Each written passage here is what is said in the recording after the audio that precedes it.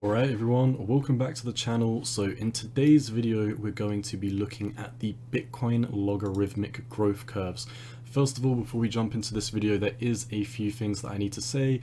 If you want to find this website, come over to lookintobitcoin.com. This is a great website. It has a plethora of charts, a ton of charts that in my opinion I think would be very interesting to check out on our channel. Let me know down below if you do want to check that out.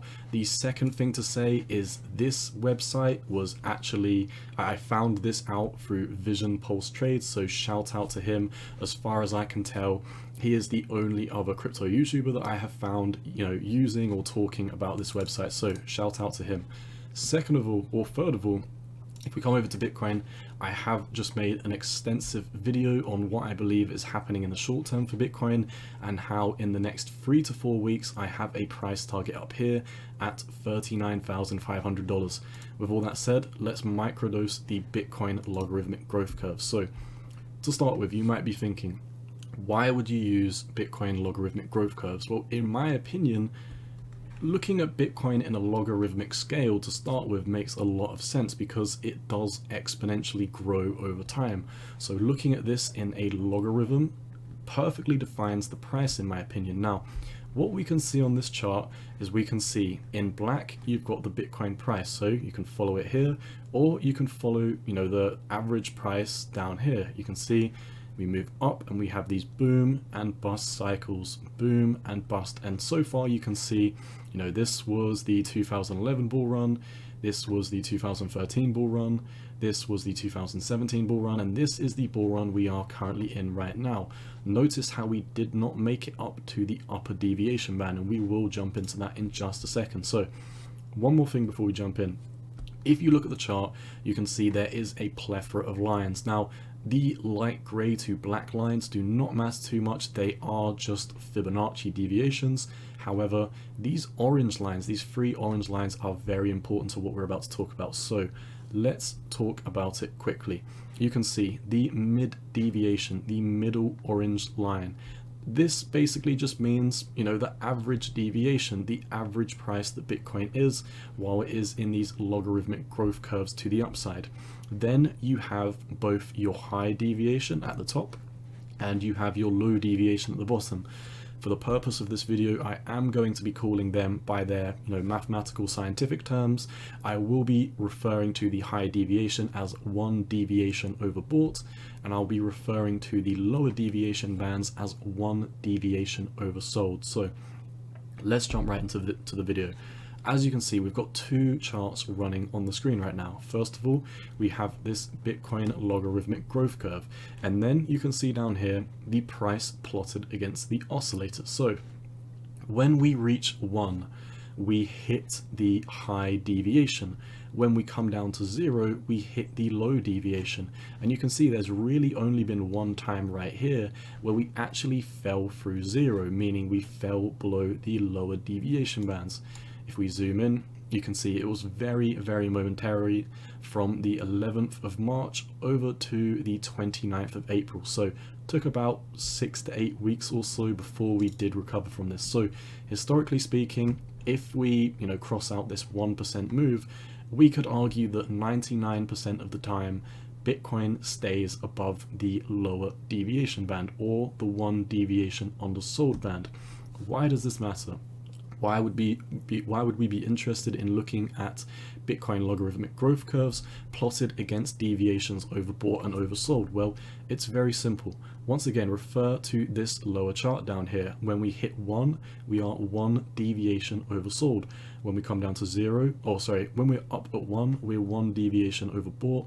When we come down to 0, we are 1 deviation oversold. Previously, we've been bouncing to the top and the bottom of these logarithmic growth curves, and typically speaking, if you come up to 1 on the higher deviation, which is 1 deviation oversold, so as you can see here, if you come up to 1 deviation oversold, it is always historically the top. So far we've got 1 top at 1 deviation oversold, we've got 2 tops at 1 deviation oversold, 3 tops at 1 deviation oversold, and here we come into where it gets tricky. This is the 4th market cycle that Bitcoin has currently got going on, or should I say the fourth macro bull run the Bitcoin has got going on. As you can see, we only poked our heads momentarily above the mid deviation, or the average deviation of the price. And since then, we have headed below the mid deviation or the average deviation, and we are heading down to our lower deviations / one deviation oversold. So why is this important? Like I said, if you historically sell the top, or you dynamically DCA as Bitcoin goes above the 0.5 on the oscillator, for example, if you were to sell 10% of your Bitcoin as you come into the Fib 618 dev, and then if you were to sell 25% of your Bitcoin if we come up to the Fib 7639 dev, and then you were to sell another 25% at the Fib 8541 dev, and then you might want to save a tiny bit in case we do come up to the one deviation overbought. But historically speaking, dynamically DCAing out of the market as we enter above the upper mid deviation band, then it is always a good time to sell, in my opinion. Historically speaking, if you sold at 1 on the oscillator, so if you sold at 1 deviation oversold, you would have sold the top in the first market cycle at $33. You would have sold the top in the second market cycle at $1,183. You would have sold the exact top in the third market cycle at $19,500. And, historically speaking, you would have, like I said, maybe taken 10% profit at the Fib 618 band, and then you may have taken 25% at the Fib 7639 band, and then you would have taken, I'm just bringing these numbers out of randomness, but if we were working on this principle, then you would have sold 35% of your Bitcoin in these regions. And as we started coming below the mid deviation band, or the average deviation band in the middle, you would have dynamically started to DCA in as you hit the Fib 382, and then you would buy more as you hit the Fib 2361, and then more as you come down to the lower Fibonacci regions. Now, why is this so important? In my opinion, these Bitcoin logarithmic growth curves are perfect at taking the emotion out of the market. They're perfect at getting rid of the FUD, getting rid of the news, getting rid of what the retail trader thinks, and it plots it in a mathematical perspective, which historically has perfectly played out every single time. So in the future, I personally do plan on dynamically DCAing out as we come up to these upper Fibonacci regions. That is something I do regret not doing when we were earlier on in the bull cycle. I was of the opinion that Bitcoin was going to go up to the upper deviation band at 100,000. So I told myself, I'm not going to DCA out, I'm going to sell everything at 100,000. And you can see how that worked.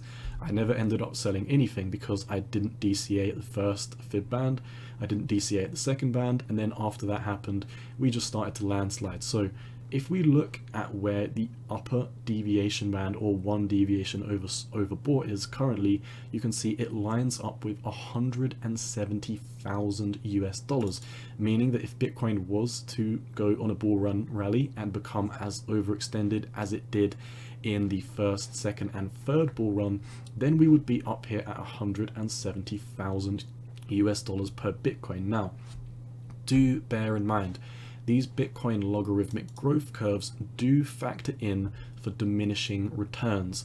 This is a logarithmic growth curve, so the price becomes, these price gaps we see at the top are exponentially bigger than the price gaps that we've got down the bottom here.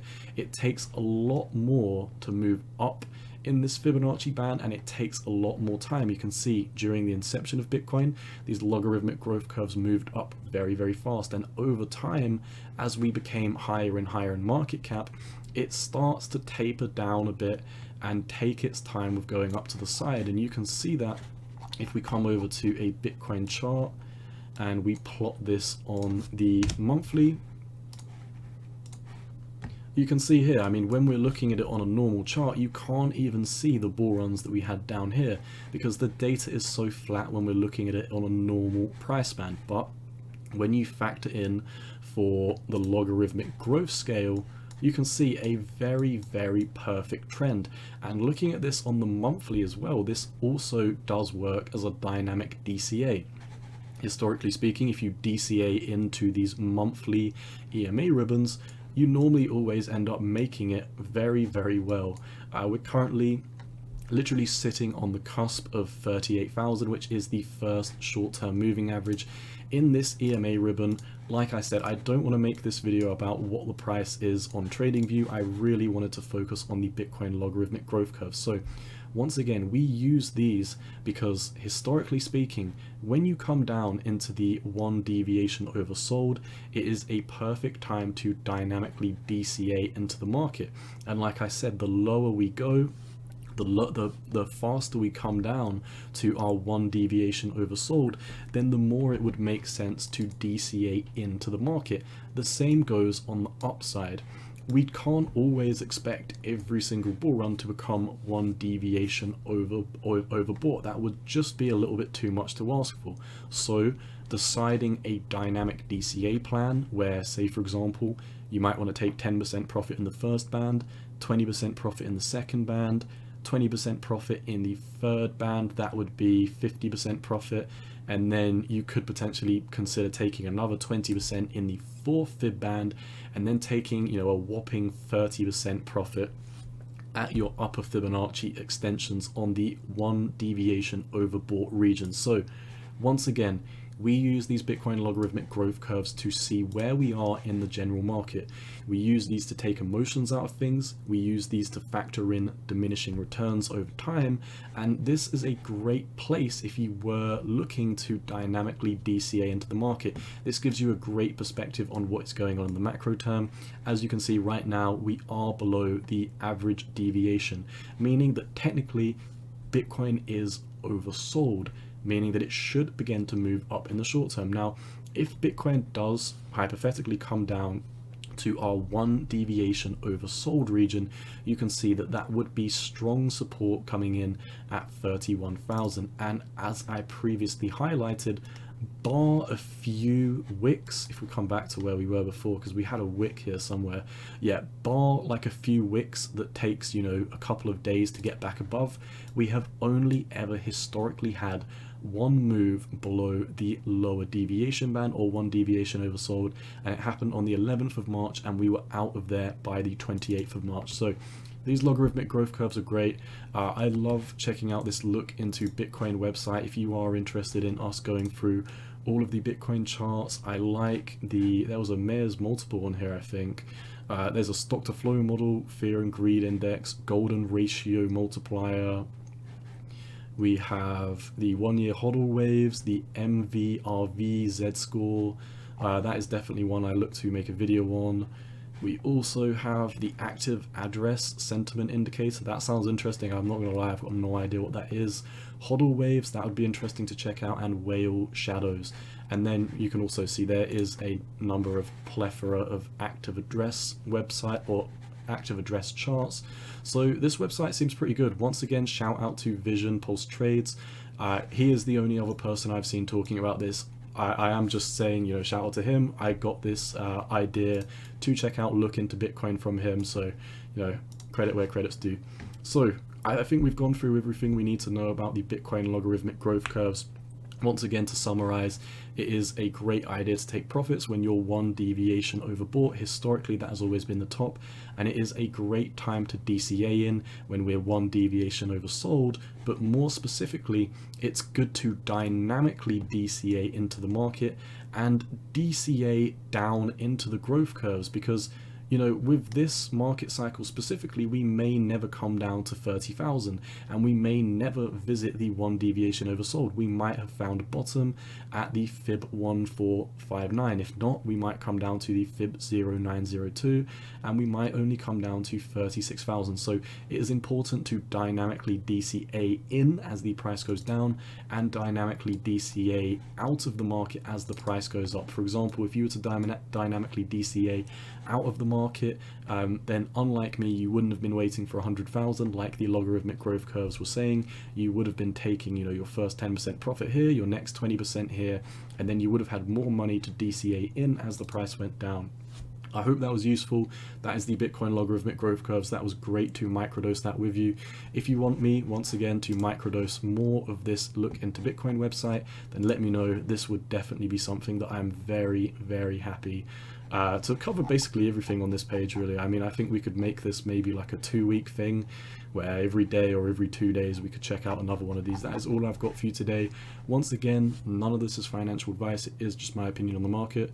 If you like the content, please like, comment, and subscribe. And as always, peace.